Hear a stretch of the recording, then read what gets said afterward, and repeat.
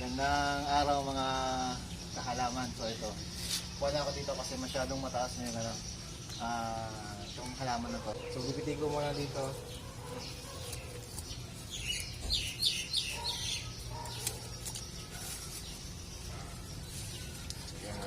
So ito yung huwag mo lalayo.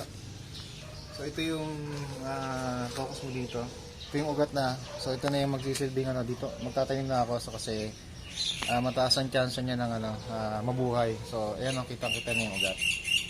Focus mo sa ugat. Ito. Tsaka ito.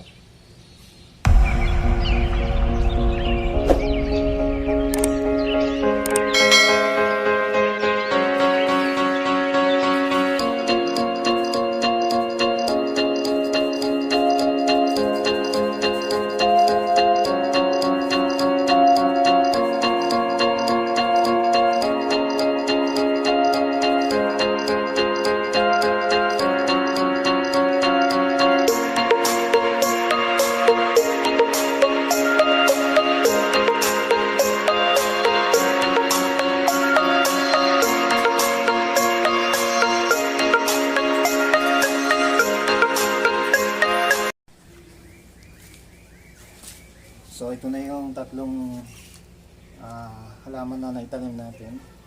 So this is the day 1, 1, 2, and 3.